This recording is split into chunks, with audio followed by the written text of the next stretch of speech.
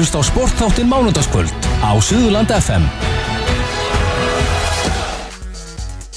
Sportþátturinn með ykkur hérna á þessu mánudagskvöldi og eins og ég sagði við ykkur áðan þá ætlum við að fara núna yfir í Taekwondo. Það nóg að gerast í Taekwondo þessa dagana.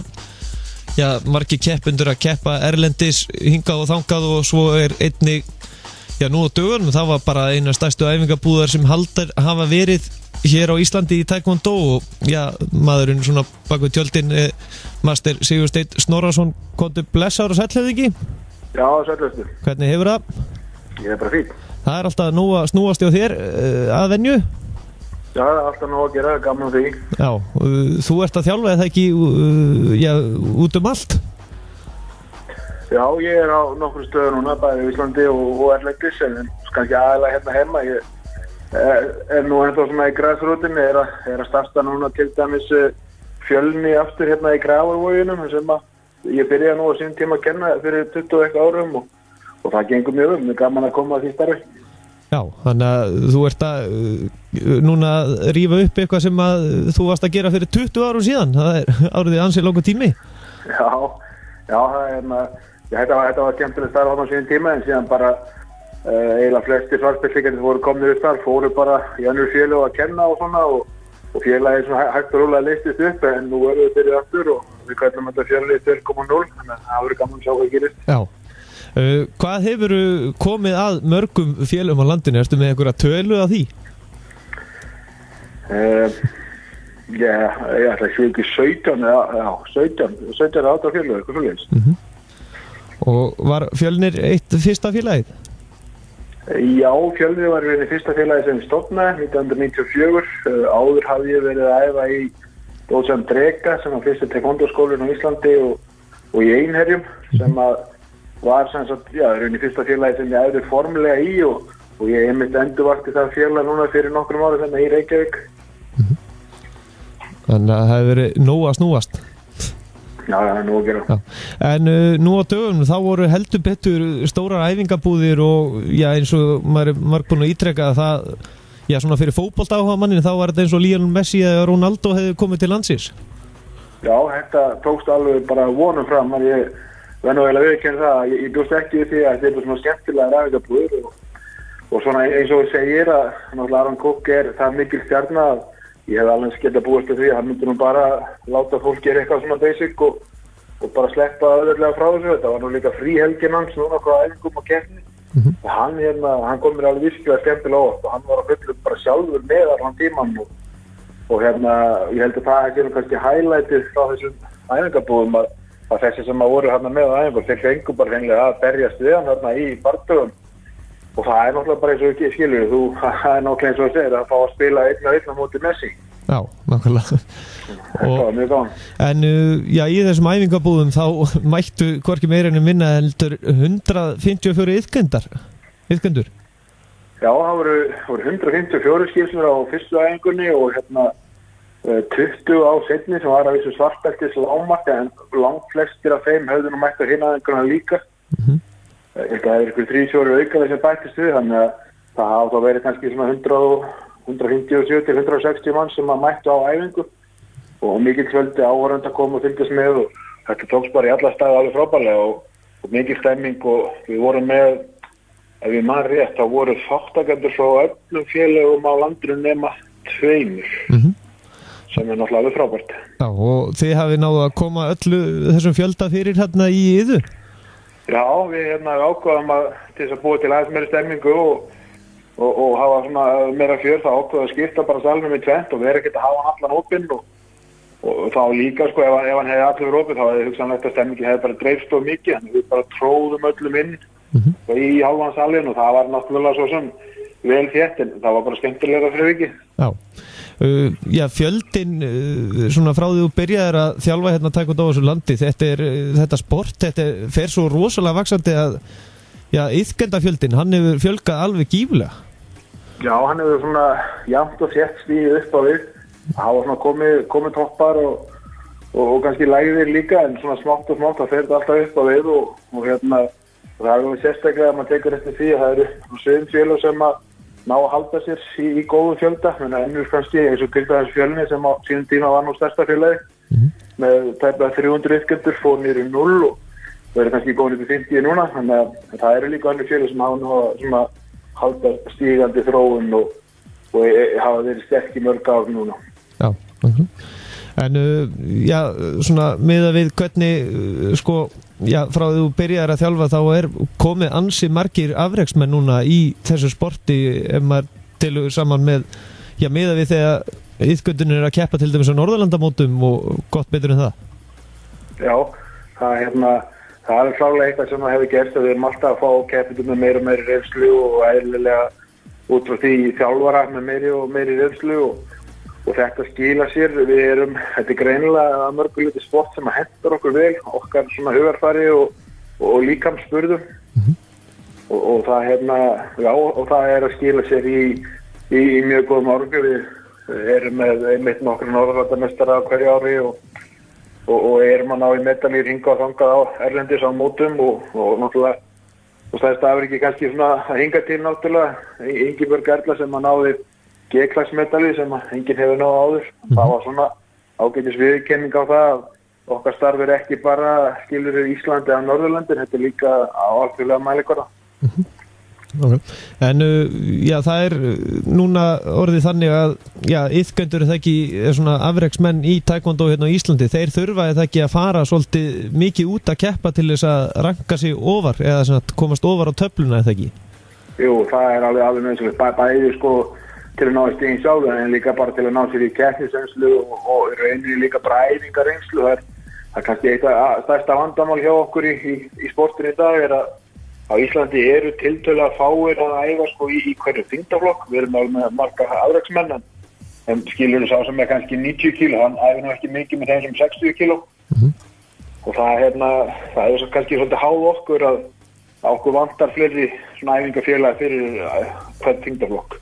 Já, en nú náttúrulega taekwondo væntanlega í svona sama flokki og flest öll sérsambund að það það ekki erfitt að svona undirbúningur ef þú ætlar að reyna að komast á Ólympíuleika og fleira, það erfitt eða ekki fyrir einstaklingin að já, eiga í rauninni einn á því að komast á framfæri áfram út?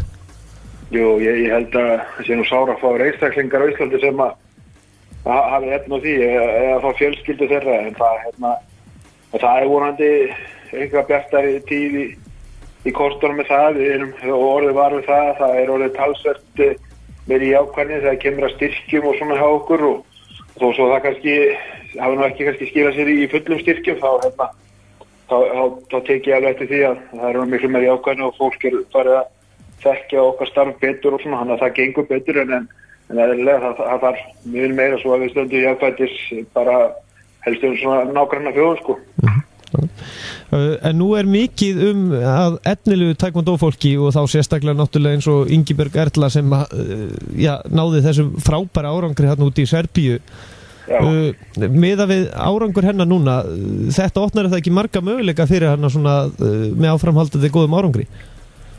Jú, nú við erum að keyra það núna á næstu mánuð þá munum við fara mikið á mótum og ég allavega fram með jólu þá það líklega 3-4 mót sem við fer á, það allavega 3 og það svona verið að hægt að púsla saman bæði náttúrulega kannski ódýrari ferðum og svona og á skynsamleg mót.